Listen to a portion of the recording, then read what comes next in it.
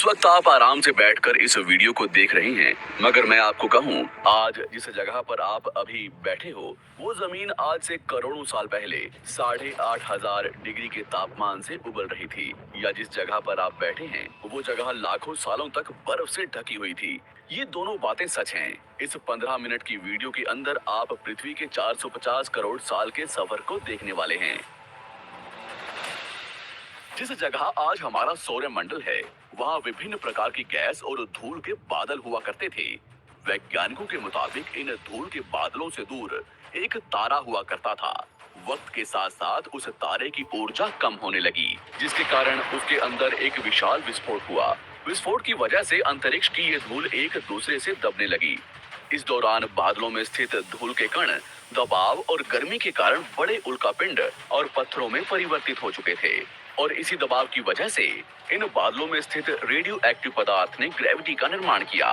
इस ग्रेविटी के कारण बीच में हाइड्रोजन और हीलियम इकट्ठा होने लगे।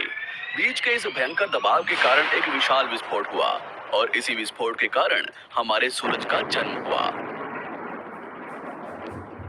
अंतरिक्ष में फैले एस्ट्रॉयड यानी क्षुद्र ग्रहों में भारी वजन की वजह से सूरज के करीब आकर सूरज की परिक्रमा करने लगे। धीरे धीरे इन्हीं एस्ट्रॉयड में भारी टकराव हुआ, जिसके फलस्वरूप मरकरी, विनस, अर्थ और मार्स जैसे ग्रहों का निर्माण हुआ। वैज्ञानिकों के मुताबिक उस वक्त पृथ्वी और मार्स यानी मंगल ग्रह के बीच थिया नामक ग्रह सूरज की परिक्रमा किया करता था। पृथ्वी पर ग्रेविटी होने की वजह से सूरज की परिक्रमा करने वाले एस्ट्रॉयड अब पृथ्वी की परिक्रमा करने लगे, और धीरे धीरे करोड़ों सालों तक ये पृथ्वी पर गिरते रहे। और ऐसी घटना हमारे पड़ोसी ग्रह थिया पर भी हो रही थी, जिसके कारण थिया पृथ्वी के और करीब आने लगा और आकर पृथ्वी से टकराया। इस भयंकर टकराव की वजह से पृथ्वी के हिस्से कणों के रूप में अंतरिक्ष में फैल गए और एक रिंग्स की तरह पृथ्वी की परिक्रमा करने लगे। इन्हीं परिक्रमा करते हुए कणों में टकराव होने लगा, जिसके कारण हमारे चांद का निर्माण हुआ। उस वक्त पृथ्वी पर सिर्फ एक ही समुद्र हुआ करता था, और वो था 1900 डिग्री सेल्सियस की तापमान पर उबलते हुए लावे का। उबल रही थी वो सारी चीजें जिसे आज आप अलग अलग नाम से जानते हैं। वक्त के साथ साथ पृथ्वी धीरे धीरे ठंडी हो रही थी, जिसके कारण पृथ्वी के भारी तत्व जैसे धातु और रेडियो एक्टिव पदार्थ पृथ्वी के केंद्र में जाकर इकट्ठा हो गए, और हल्के पदार्थ पृथ्वी की सतह पर आ गए। लाखों सालों तक पृथ्वी पर उल्कापिंडों की बरसात हुई, और इन गिरते हुए उल्कापिंडों में जमा था नमक, मिनरल्स और पानी। करोड़ों सालों तक इन उल्कापिंडों की बरसात होती रही, और धीरे धीरे पृथ्वी की ऊपरी सतह पानी से ढकने लगी। वैज्ञानिकों के मुताबिक यही वो वक्त था जब दूर गहरे पानी के अंदर निकलते ज्वालामुखियों से पहली बार सूक्ष्म जीवों का निर्माण हुआ। लाखों सालों बाद एक वक्त ऐसा आया जब पृथ्वी की पूरी सतह पानी से ढक चुकी थी। हमारी पृथ्वी के सबसे अंदर का कोर रेडियो एक्टिव पदार्थ से बने होने की वजह से हरदम गर्म होता रहता है, लेकिन जब भी पृथ्वी की ऊपरी जमीन ठंडी हो जाती है, तब पृथ्वी के अंदर की गर्मी बाहर नहीं निकल पाती, जिसके कारण ज्वालामुखियों का निर्माण होता है। और उस वक्त कुछ ऐसा ही हुआ।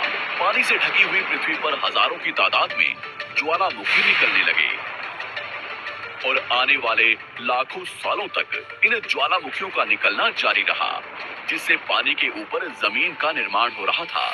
इस वक्त भी पृथ्वी पर वातावरण ना होने की वजह से अंतरिक्ष से उल्कापिंडों की बरसात हो रही थी। आज से लगभग 300 करोड़ साल पहले पृथ्वी पर ऐसा वक्त आया जब पृथ्वी का वातावरण लगभग स्थिर होने लगा था। ज्वालामुखी निकलने धीरे हो गए थे, और पृथ्वी का एक दिन 12 घंटे का हुआ करता था। साल बीतते गए, और धीरे धीरे ये सूक्ष्म जीव विकसित होते गए और समूह में रहने लगे। आज से लगभग 250 करोड़ साल पहले पहली बार पृथ्वी पर ऐसे जीवों का निर्माण हुआ जो जीने के लिए ये पानी के अंदर के मिनरल्स यानी खनिज पदार्थ और धूप का इस्तेमाल करते थे, और मल त्याग के रूप में ऑक्सीजन बाहर निकालते थे। इस वक्त तक पृथ्वी पर ज्यादातर ज्वालामुखी निकलने बंद हो चुके थे, और इन माइक्रोबैक्टीरिया की वजह से वातावरण में ऑक्सीजन की मात्रा बढ़ रही थी। वातावरण में ऑक्सीजन बढ़ने की वजह से पृथ्वी का वायुमंडल बनना शुरू हुआ, और आने वाले हजारों सालों तक वातावरण में ऑक्सीजन की मात्रा बढ़ती रही। इसकी वजह से पृथ्वी के ज्यादातर हिस्सों में ये सूक्ष्म जीव फैल गए।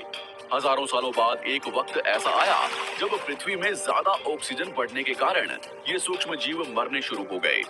उस वक्त तक पृथ्वी का वातावरण ठंडा होने के साथ साथ ऑक्सीजन से भी भर चुका था, जिसके कारण जमीन और वातावरण में स्थित आयरन यानी लोहे के मिनरल्स पानी में स्थित ऑक्सीजन से रिएक्ट होने लगे। और एक वक्त ऐसा आया जब पृथ्वी की जमीन आज के मार्स के जैसे लाल हो चुकी थी। वक्त बीतने के साथ साथ धरती की टेक्टोनिक प्लेट्स में दरार होने लगी, जिसके कारण पृथ्वी के अंदर का लावा जमीन की तरह कई लाखों सालों तक खुला उबलता रहा। और यही वो कारण था जिसके कारण पृथ्वी के वातावरण में कार्बन डाइऑक्साइड की मात्रा बहुत बढ़ गई और पृथ्वी पर एसिड की वर्षा शुरू हो गई। एसिड रेन की वजह से पृथ्वी का तापमान घटने लगा और तापमान इतना घटा कि पृथ्वी के ऊपर स्थित पानी बर्फ में परिवर्तित होने लगा। पृथ्वी पर पहली बार भयंकर आइस एज आया। इस वक्त पूरी पृथ्वी सफेद बर्फ से ढक चुकी थी। आमतौर पर जब धरती पर सूरज की किरणें गिरती हैं, तब जमीन उन किरणों को सोख लेती है, मगर क्योंकि पूरी पृथ्वी बर्फ से ढक चुकी थी और क्योंकि बर्फ सफेद और चमकीली होती है, जिसके कारण सूरज की किरणें धरती पर गिरने के बाद वापस चली जाती थी। इसी कारण से पृथ्वी कई लाखों सालों तक बर्फ से ढकी रही, मगर फिर से पृथ्वी के अंदर स्थित गर्मी ज्वालामुखी के रूप में निकलना शुरू हो गई और इन ज्वालामुखियों से निकलने वाली गर्मी ने बर्फ को पिघलाना शुरू कर दिया। इसी बीच पृथ्वी की गहराई में बचे कुछ सूक्ष्म जीव धीरे धीरे बदल रहे थे और अब वो ऑक्सीजन को अपने शरीर को बड़ा और जटिल बनाने के लिए इस्तेमाल करने लगे थे। इस बीच पानी में अलग से भी छोटे समुद्री पौधे निकलने शुरू हो चुके थे। बाहर जैसे जैसे ज्वालामुखी निकल रहे थे, वैसे वैसे वातावरण कार्बन डाइऑक्साइड की वजह से गर्म हो रहा था। वक्त के साथ साथ बर्फ तो पिघलने लगी, मगर धरती पर फिर से एसिड की वर्षा शुरू हो गई, जिसके कारण फिर पृथ्वी ठंडी होने लगी और फिर पृथ्वी की ज्यादातर सतह बर्फ से ढक गई। ऐसा बार बार कई हजारों सालों तक होता रहा और इसी कारण से अब समुद्री जीव धीरे धीरे वातावरण के हिसाब से विकसित हो रहे थे। इस बीच कई सारे जीव और समुद्री जंगल विलुप्त हो गए, मगर जो बच गए वो धीरे धीरे पृथ्वी के बदलते तापमान के हिसाब से ढलते गए और अब हजारों सालों बाद समुद्री पेड़ बर्फ की वजह से पूरी तरह से मरते या सूखते नहीं थे। अब सूक्ष्म जीव समुद्री जीव बन चुके थे। जब फिर से ज्वालामुखियों ने पृथ्वी की बर्फ को पिघलाना शुरू किया, तब ये समुद्री पेड़ जल्दी विकसित होकर फैल गए। धीरे धीरे वातावरण में ऑक्सीजन की मात्रा बढ़ने लगी और पृथ्वी पर होने वाली एसिड की वर्षा कम होने लगी। वातावरण में ऑक्सीजन आने की वजह से पृथ्वी की ओजोन लेयर्स मोटी होने लगी और आज से लगभग 47 करोड़ साल पहले पृथ्वी की ऊपरी सतह पर पहली बार मोसोस नामक प्लांट उगना शुरू हुआ। वक्त के साथ साथ जमीन पर अलग अलग प्रकार के पौधे और पेड़ उगना शुरू हुए। एक वक्त ऐसा आया जब जमीन के पेड़ों की लंबाई लगभग 80 से 100 फीट जितनी या आज की 5 से 6 मंजिला बिल्डिंग जितनी ऊंची हो चुकी थी। ये वो वक्त था जब समुद्री जानवर समुद्र से बाहर निकल रहे थे और जमीनी जानवरों में परिवर्तित हो रहे थे। धरती की ज्यादातर जमीन एक जगह इकट्ठी हो चुकी थी, जिसे आज हम पैंजिया महाद्वीप के नाम से जानते हैं। पृथ्वी का वातावरण और तापमान लगभग स्थिर हो चुका था और अब करीब 21 से 23 घंटे का दिन हुआ करता था। अब समुद्री जीव पानी से बाहर रहने लगे थे और वातावरण के हिसाब से उनके शरीर का रंग रूप बदल रहा था। धीरे धीरे ये जमीनी जानवर डायनासोर्स में परिवर्तित हो गए। जिन डायनासोर्स ने पेड़ पौधे खाने शुरू कर दिए, उनका शरीर लंबा और विशाल रूप से विकसित होने लगा। कुछ डायनासोर्स शिकार किया करते थे, जिसके कारण वे छोटे और तेज होते चले गए।